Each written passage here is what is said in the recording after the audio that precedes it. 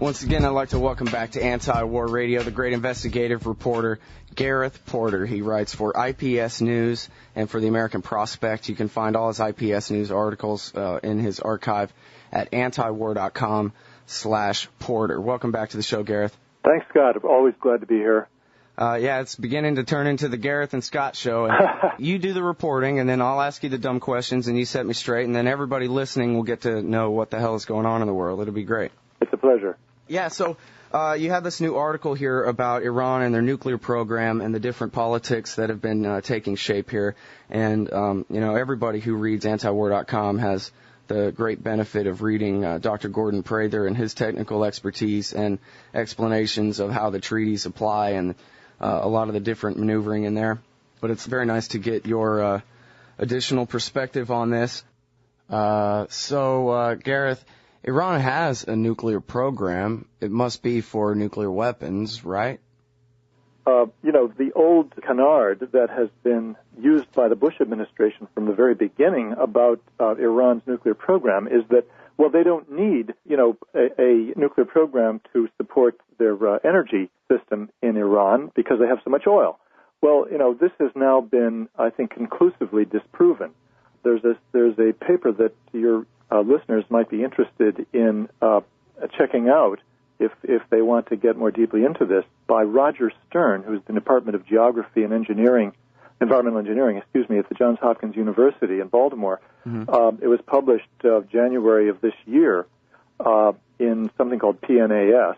I'm not familiar with the publication myself, but I do have a copy of it. And it's called The Iranian Petroleum Crisis and United States National Security. And it does get into the question of Iran's petroleum situation and suggests that, in fact, they do need to supplement petroleum with nuclear power. And there have been other studies as well that have confirmed this. Mm-hmm. So, this is a key question here, whether it is true that Iran does have a serious desire for civilian nuclear power. Hey, listen, they've had a serious desire for civilian nuclear power since before the revolution, and it was Dick Cheney and Don Rumsfeld in the Ford years who were helping them build it. Well, that's exactly right. And I should add that there have been efforts to suggest that the Shah was actually secretly moving to nuclear weapons, but I have not yet seen evidence to that effect. There's a new book called The Nuclear Sphinx of Tehran, which tries to make that case based on an interview with essentially the father of the Iranian nuclear program during the Shah's era. And they actually, as far as I read the information that is provided in the interview, with this Iranian scientist, he does not say that the Shah told him that he wanted nuclear weapons. He said this is something that we might want to think about in the future. But there's no indication that during the Shah's era there was any move to move towards a nuclear weapons production or nuclear weapons technology. Mm-hmm. And the wartime economist at antiwar.com, David Henderson, wrote a great article about opportunity cost, and he didn't pretend in the article to know what the numbers were exactly. He was just, as an economics lesson and a thought experiment, he says, now listen, if you have oil and you have uranium, whether you want to sell the uranium and burn the oil for your electricity, or whether you want to sell the oil and burn the uranium for your electricity, is a matter of mathematics. It's a simple matter of prices and opportunity cost. And if it's cheaper for you to use your natural uranium that you have in your country, and you can make more money by selling your oil on the world market rather than burning your oil for your electricity, then that's what you do. Right. And so he wasn't claiming to know all the numbers, but he's saying, listen, guys, as close as a government can get to making a capitalist market-based decision, that's what's going on here. They have uranium in Iran, they have oil in Iran, and at least he's saying it's plausible and extremely plausible that they would make this economic calculation and that they would decide they want to export their oil and use their uranium for their domestic electricity as much as they can. Right. Now, having said that, I would also want to be on the record as saying that there's no doubt in my mind, that there have been Iranian national security officials who have been looking at the nuclear weapons option. I don't doubt that a bit. I mean, we know that during the Iran-Iraq war, after their cities were bombed, they did discuss that possibility, and there were probably moves at various times to consider various options in that regard. That is not the same, however, as having a nuclear weapons program, and I do believe that the issue is still open, that there has been no irrevocable decision made, and that their policy on that question will depend crucially on U.S. policy. I think that is the fundamental point that the U.S. political system needs to take on board. How big of a crisis would it be, or would it be one at all, if the Ayatollah Khamenei basically lied in a fatwa and said it is against Islam to build a nuclear bomb, while at the same time his government was secretly building one or working toward one? Would that matter? This would be on balance. The effect of that policy would, of course, depend on the total situation at that time. In theory, it could have both either positive or, on balance, negative consequences. If there was an imbalance of power in a region in which the absence of a nuclear weapon on the Iranian side would create an incentive of some sort for war, then in theory that could be a positive situation, a positive development. On the other hand, it could destabilize a military balance or a political situation. So I think we have to look at it in terms of the total political military situation in which it would occur. But, I go back as a historian to the 1960s and to, a similar situation. I think there are some broad parallels here between the question of Iran having a nuclear weapon and China having a nuclear weapon in the 1960s. And, of course, prior to China actually testing a bomb and beginning to build nuclear weapons, the position of the United States was we mustn't allow China to have nuclear weapons. And there's a great literature now about the policy discussions of the United States, about proposals for cooperating with the Soviet Union in trying to kill the baby in the cradle, I believe is the term that's been used, to destroy China's ability to produce nuclear weapons. That was ultimately discarded as an option for various reasons, in part because Khrushchev, the wily Nikita Khrushchev, who had no love for Mao Zedong's regime at that point in the early 1960s, advised the United States. He had a conversation with Averell Harriman, Ambassador Averell Harriman, in, I believe, 1962, if my memory serves me correctly, in which he said, look, the Chinese will not be more aggressive once they get nuclear weapons. They will become less aggressive. They'll become more cautious if they have nuclear weapons. And I think history shows that Khrushchev was absolutely correct, that Chinese foreign policy did, in fact, become, on balance, more conservative, more careful, more cautious, more carefully calculating once they were a nuclear power than it had been before that. Mm-hmm. And, in fact, it reminds me of what Ron Paul said in the debate the other night about, there were interventions overseas in third world countries and so forth, but we faced the Soviet Union down and China down without war because, as you say, as you're implying, the consequences of getting into a hot war when you're a nuclear power can be devastating. The only reason our government's getting away with all this permanent war that they're doing now is because they're picking on third world countries that don't have nukes, and they can basically sell it and have the wars with only conventional weapons. Well, and this is, the crucial question here is whether the Iranian political military leadership is a leadership of rational calculators or of crazies who are, who have a bloodlust to kill Jews or Israelis or other categories of people. And I think the record there is absolutely clear. And I wrote a story earlier this year in which I showed that, in fact, the Israeli intelligence people and Israeli strategists know very well that the Iranian leadership is a rational, calculating leadership. They have based their policy on that, in fact, despite the fact that Israel has had a very aggressive disinformation policy, which has sought to get Americans, particularly, on board with the idea that we're dealing here with another Hitler, a group of Nazi-type Hitlerians who are after the possibility of a nuclear war against Israel. In fact, I think it's very clear that Israel's security specialists know very well that the Iranians are quite rational. And I would say that as the national security elites go, what we know about the Iranian national security elite is that there's a lot of continuity, that they're very professional, that they're very intelligent, and that they study the situation very carefully, and they're very objective. And wait a minute, aren't these guys Elliot Abrams and Dick Cheney's friends anyway? I mean, don't these guys have a history going back 30 years? You hang on to the hostages till Reagan takes office, and we'll all be friends, and we'll sell you missiles through Israel, and we'll spend the money on illegal death squads in Nicaragua, and it'll be great.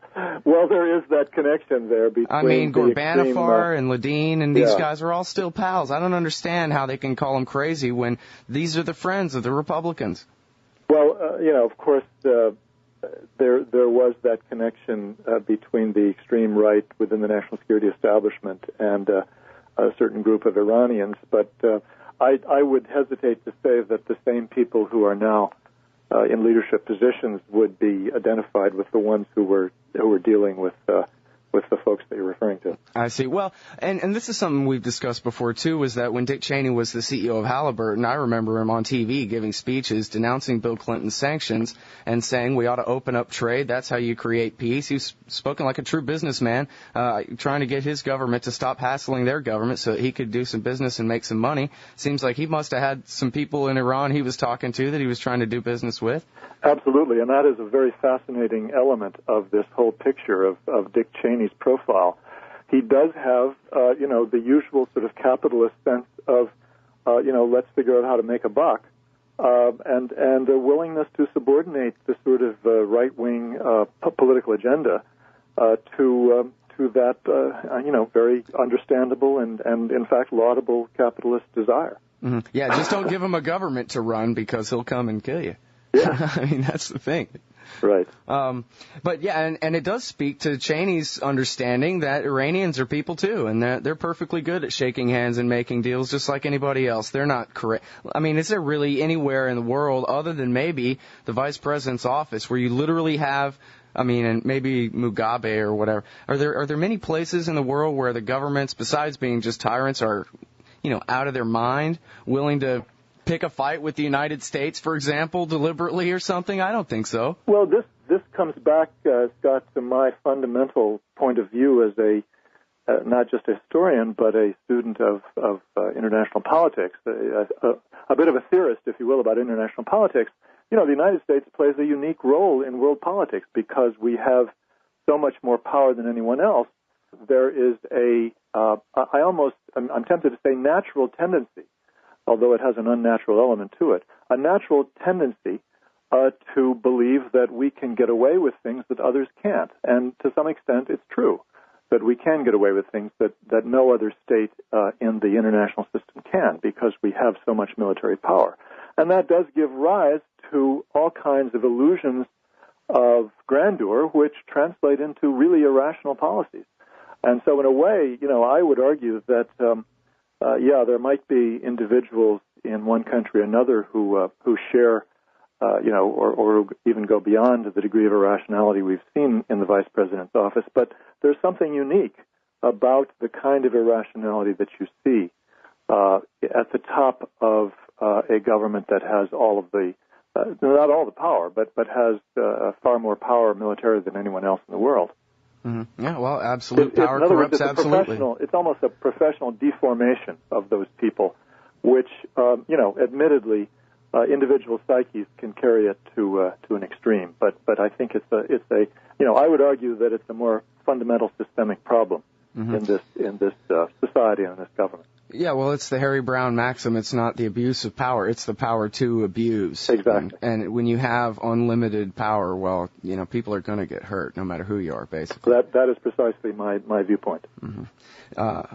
Well, and it's funny. It's as silly as it sounds. It's Frodo Baggins tries to give the ring to Gandalf. Well, I don't want it. You take it, Gandalf. And Gandalf says, no, boy, don't give that ring to me. You don't want to know what the nicest wizard in all of Middle-earth would do with a ring like that, pal. Keep it away, because I will become your worst enemy, believe it, And I wish that, in fact, the many millions who have read that series of novels would take to heart the real story, the real lesson which was built into it. Yeah, well, George Washington resigned his commission and gave up his sword to the Continental Congress. Okay, war's over. Here's my sword. I'm going home.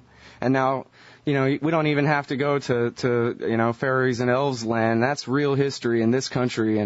And I think all our heroes in our culture are people, even all the old cowboy movies and everything, they're the people who, when they do use force, it's because they have absolutely no other choice but to finally pick up the gun and do the right thing, They are heroes, and I'm afraid the record shows lamentably that they are a minority of the players in the policy situation.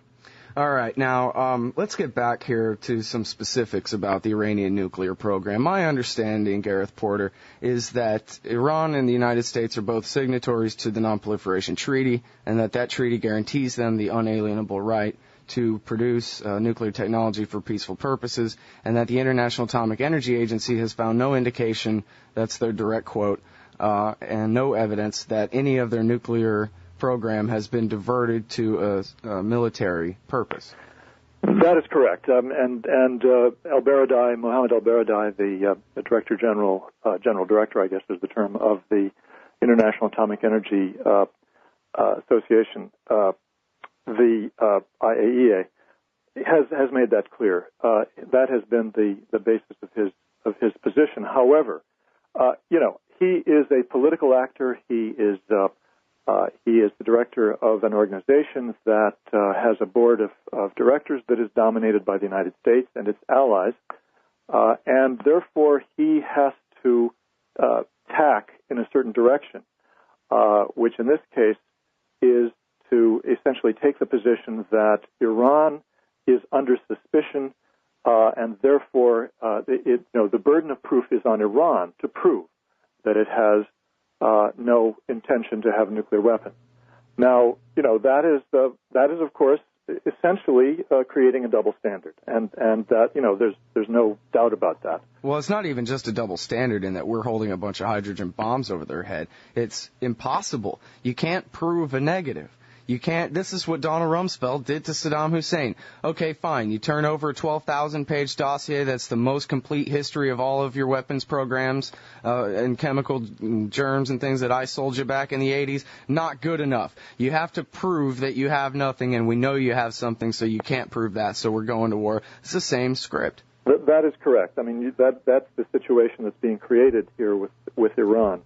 And, I think you have to give Mohammed ElBaradei credit for attempting to short-circuit that attempt by the United States to create, the burden of proof on Iran. He has been trying to essentially play a role of being a go-between, so that there is a buffer between Iran and the power of the United States in the IAEA.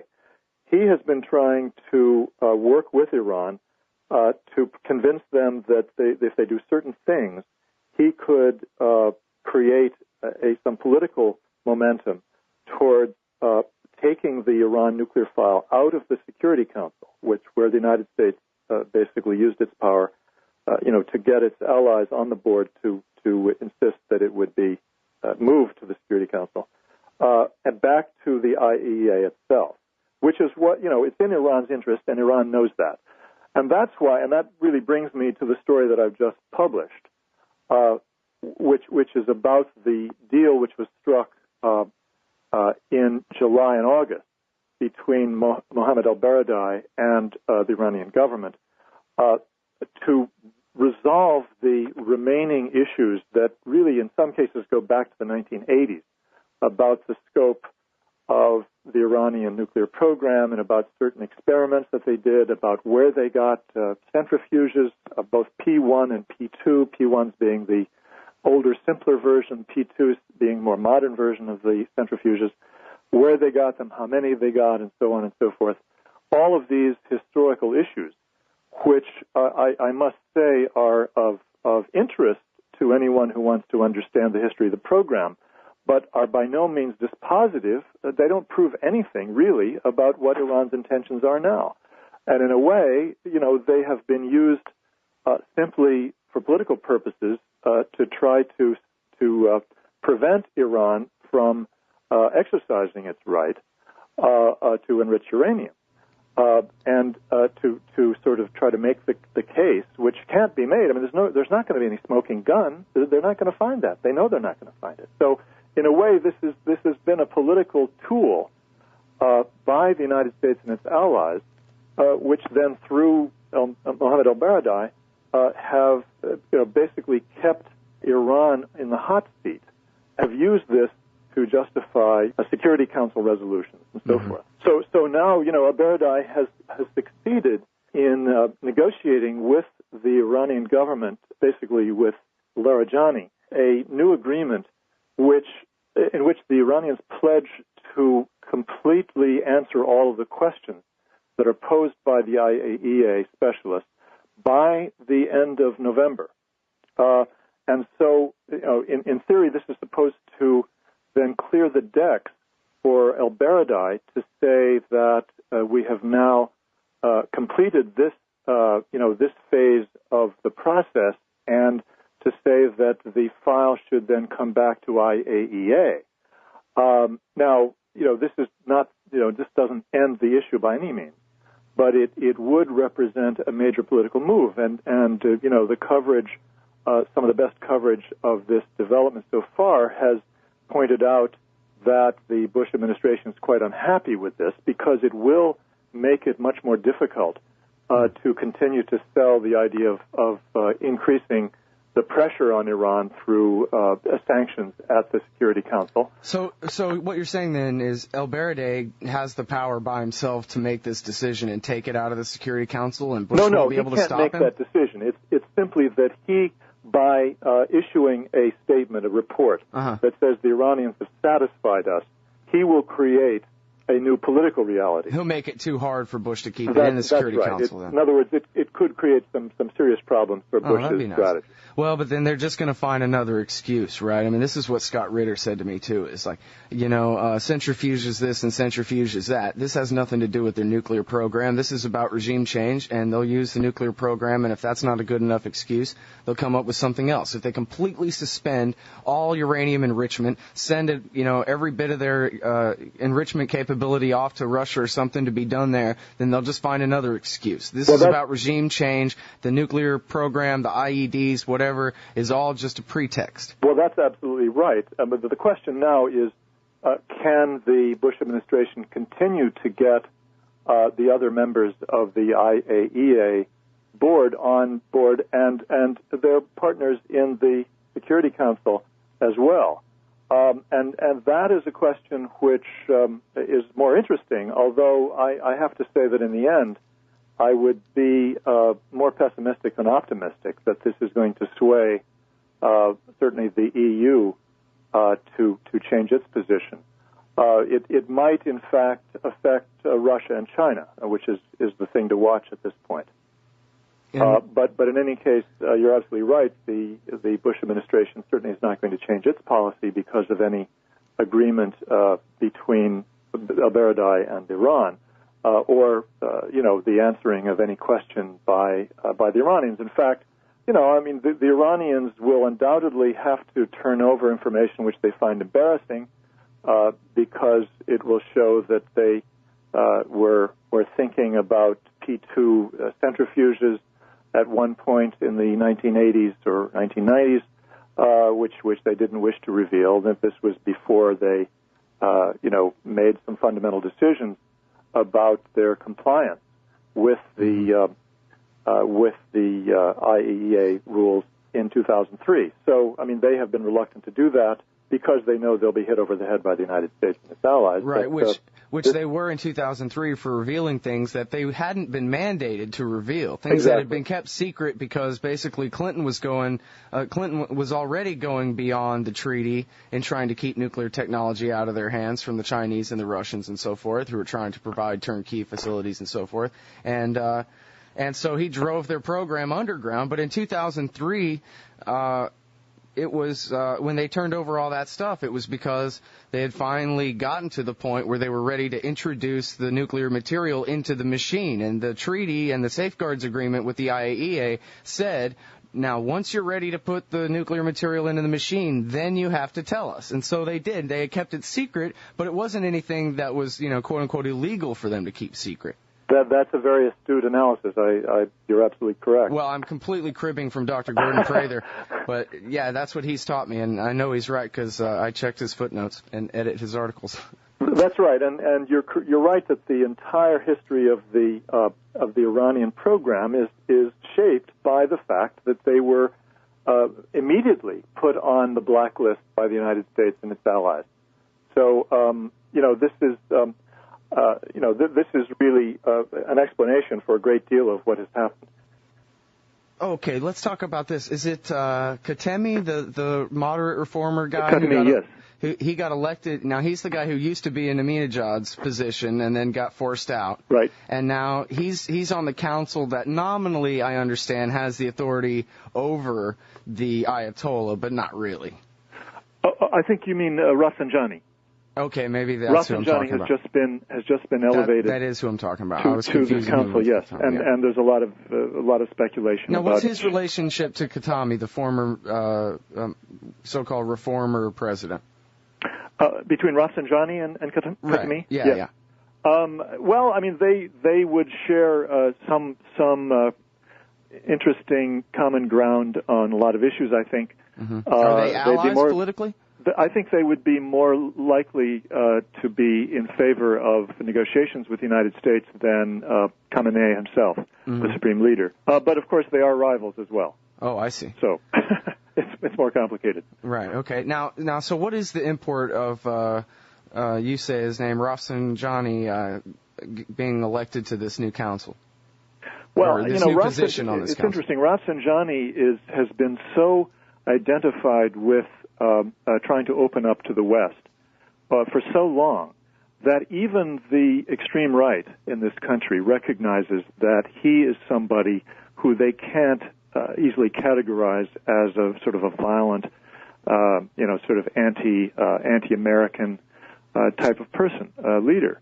And there's been some indications over the past year or so that at least in the State Department, and perhaps even beyond that, the U.S. national security officials have been looking very carefully at Rafsanjani and hoping that he would gain additional influence within the Iranian government in the belief that he would be willing to make concessions that the current government itself has not been willing to make.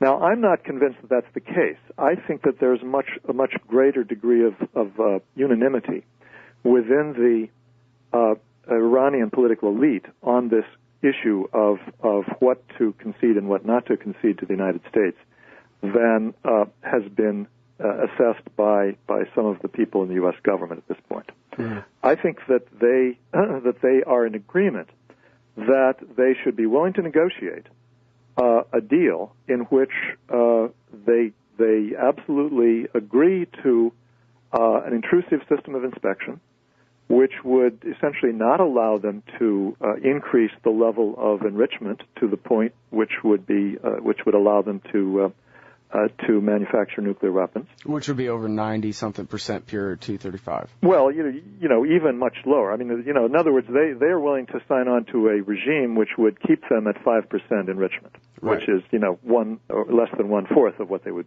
need. Right.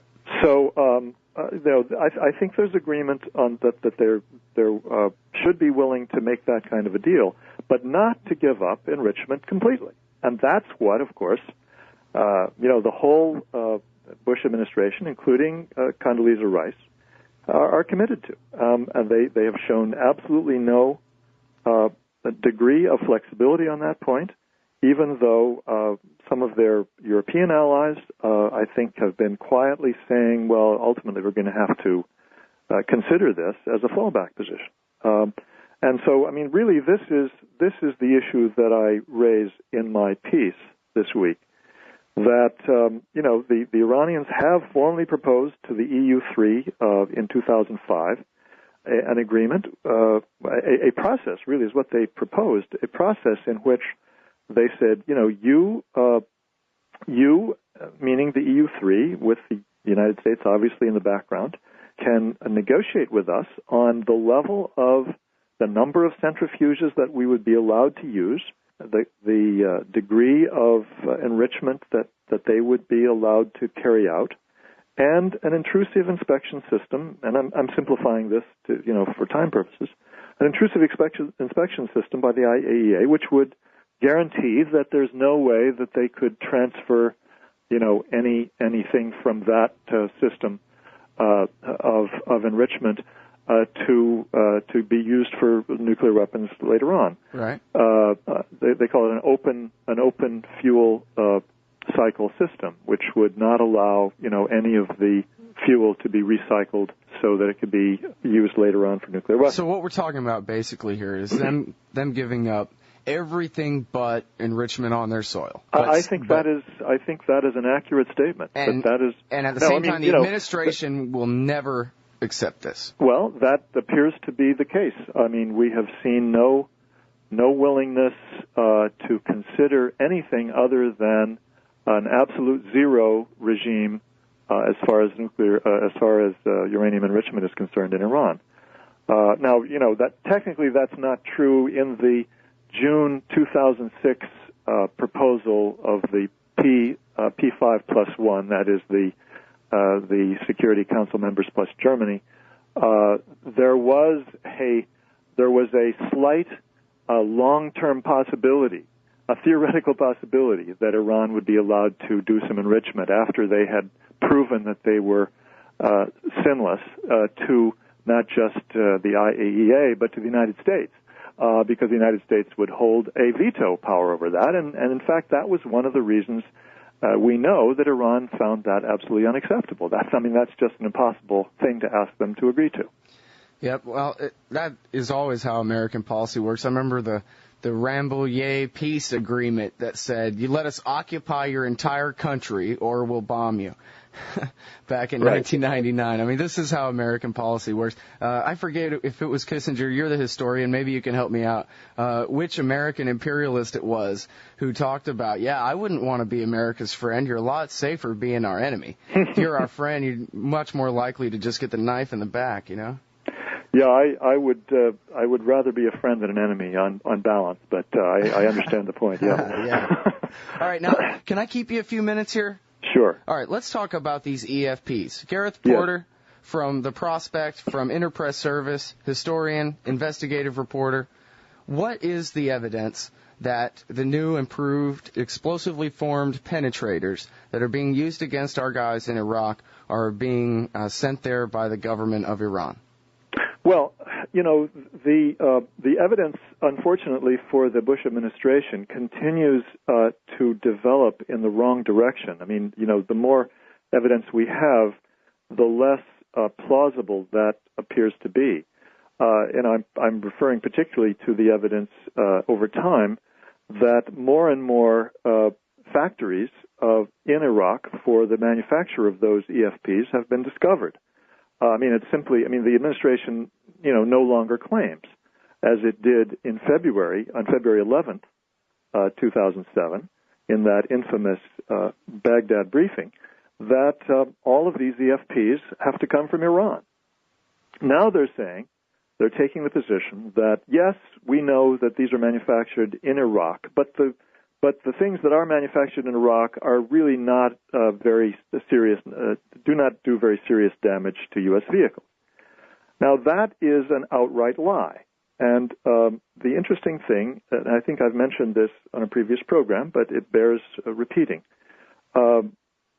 Just a few days later, after that briefing, when in fact General Ray Odierno began to surface this fallback position, which was that, yes, there are EFPs manufactured in Iraq, but they're not as lethal, they're not as damaging as the ones that come from Iran. An unnamed senior military official told Jane Araf of NBC News that, in fact, the ones that they had discovered in Iraq were capable of penetrating U.S. armor. They were not as effective as the ones that had been found earlier to be carefully machined. There were varying grades of these EFPs, but definitely the ones that they had discovered in Iraq can penetrate U.S. armor. They were lethal, and therefore this new fallback position is just an outright lie. Mm-hmm. Well, now, I'm sorry. Go ahead. So then you go back to the broader question of what is Iran's role in this, and if you look carefully at the origins of this line about what I call the Iranian EFP narrative, what you find is that before February 2007, there were people within the administration who were saying, we do know that there was some manufacturing of these things in Iran, although I'm not sure what they based that on. I think what they meant was that we know that there are EFPs that are coming from outside the country, because we now know that there were well-machined EFPs that are being made elsewhere outside of Iran. For one thing, this has never been published, but I will be publishing this in the future. But Hamas is known to be making extremely professional EFPs, which have been devastating to Israeli tanks in the Gaza Strip. Well, part of the accusations, right, is that they had the deaf-mute guy, they finally beat it out of him that Hezbollah had come with Iranian backing and that they had trained the Iraqis how to make them and so forth, right? Right. Now, there's no doubt that the Shiites have been trained by Hezbollah. I don't think that is deniable. It's not worth denying that Hezbollah, that the Shiite, the Mahdi army has close ties to Hezbollah. And of course, Sadr has given an interview, which he then, denounced as a fraud, but apparently it was a real interview in which he talked about the ties between the Mahdi army and Hezbollah. What I'm coming to here is that all of the historical evidence, the circumstantial evidence, which is really all this issue is about, because there is no smoking gun, there is not going to be a smoking gun. All of the circumstantial evidence points to the likelihood that the technology was passed to the Mahdi army by Hezbollah, that they were the ones who the Mahdi army had the close ties with, and that has trained the Mahdi army. And in fact, we know, it's perfectly clear that it's Hezbollah which has perfected the use of these weapons. Well, now, when you talk about the different grades of them and so forth, I guess, if there was a war party guy here hogging my microphone, he would say, oh, well, see, it's the higher grade professional ones. Those are the ones that come from Iran. That's the ones I was talking about, not the lower grade ones, whether they're just as lethal or not. Well, I'm not in a position to say that there are no EFPs manufactured in Iran and that no Iranian EFPs have made their way to Iraq. What I am saying is that if that is the case, it is a relatively small part of a much larger picture, and with every passing month, it's become clearer that if there were Iranian EFPs, they are less and less important in the overall picture. And you're also basically saying, while you can't prove a negative, they haven't proved they're positive at all. Basically, they've just come out and said, look, we know it. This is Iran, and it must be, and therefore, and ipso facto, and the rest like that, and write that down. And that's basically it. And this was not proven or even substantiated with any evidence, with any forensic evidence at all. And in fact, the real point that I want to make, Scott, is this, and this is something I'm still working on. I've mentioned before I've been working on it, but I have no secrets from your listeners, and here's what I have found out. It's not a surprise. In February 2007, what was really going on was that the Cheney faction wanted to enhance their line, propaganda line, to bolster what they were trying to do, which was to push the Bush administration towards war with Iran. And the idea of simply, arguing that, asserting that it was Iran which was manufacturing EFPs and giving them to the Shiites, that was to be the centerpiece of the new line against Iran. Now, we know that this was not accepted by Condoleezza Rice, by Robert Gates, or by the CIA. All three, State Department, Defense Department, and CIA, rejected that. They did not accept that view. Right. It was reported in the L.A. Times, wasn't it, that send it back to the cook. This isn't convincing enough for us to put our name on it. That's correct. And what finally happened was that this was not the briefing that the Cheney people had wanted to have. They wanted to have a briefing in which all the agencies would buy into this. First of all, they wanted the NIE, which was issued just about a week before that briefing, to say something that would be clearly, bolstering their case that Iran was giving EFPs to the Shiites. And in fact, what happened was that the CIA would not do that. There was a carefully contrived sentence that talked about Iranian lethal support. It did not mention EFPs. It did not say that Iran was providing these weapons to the Shiites. And that was a kind of careful compromise that is often forged between the analysts, the head of the CIA, and the administration. And then the military command clearly did not buy into it either. And I am now working on the question as to whether General George Casey refused to have that briefing take place on his watch, and it had to wait until he was replaced by Petraeus. The briefing took place the day after Petraeus replaced Casey as the top commander in Iraq. Isn't that interesting? Yeah. Yeah, I'm a commander guy. In other words, this was a highly politicized process, a highly politicized briefing.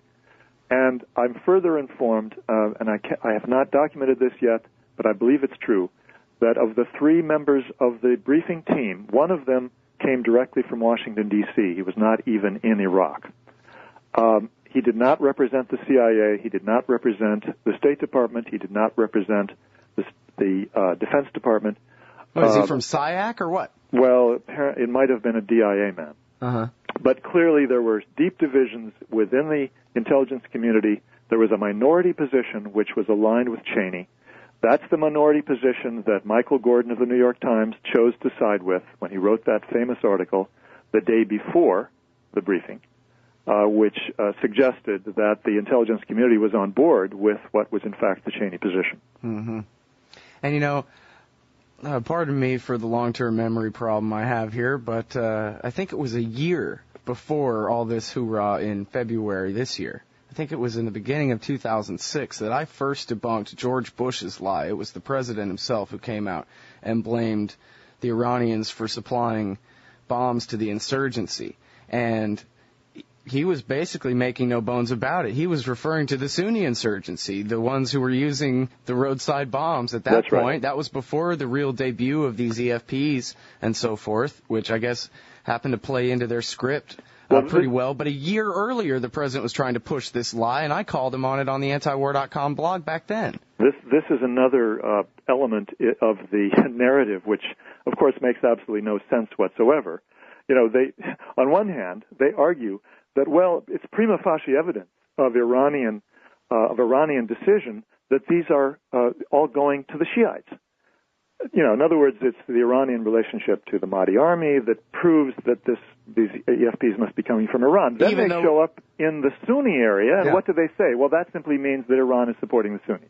Right. Oh, yeah, they're trying to bog us down, and yeah. And of course, and I always want to mention this because no one else ever seems to mention it. I know it's true. I'm not his defender or champion in any sense, but I have read over and over again, and I know that it's the case that Muqtada al-Sadr is friendly with the Iranians and has friendly relations with them and so forth. I also know that he has outright denounced them repeatedly for their intervention on behalf of the Supreme Islamic Council, formerly known as SCIRI, and the Dawa Party, that they are the ones, the Badr brigades, and the Dawa and SCIRI guys are the ones who are far closer to the Iranians. If the Iranians are helping anybody, it's much more likely they're actually helping the same people America is helping, the Dawa and SCIRI government we've installed there, not the nationalist Sadrites who want them out. Well, I mean, I'd put it slightly differently. I think you're right. But the larger picture is that Iran, of course, feels, understandably, that they need to have contact with and close relations with, cooperative relations with all of the major Shiite factions. And so, of course, they're friendly with Sadr and they're friendly with al-Hakim. But you're absolutely right that Sadr and al-Hakim are mortal enemies. Their fathers were enemies. Their fathers were rivals. It's the kind of grudge match that's going to go on long after the Americans are out of there. All right. Well, geez, I could just go on and on asking you questions about Iraq, but we got other stuff we got to get to. I really appreciate your time today. Gareth Porter, everybody, he is a historian and an investigative reporter for the American Prospect and for Interpress Service. You can find his archives at antiwar.com/Porter. Thanks a lot. Thanks again for having me, Scott.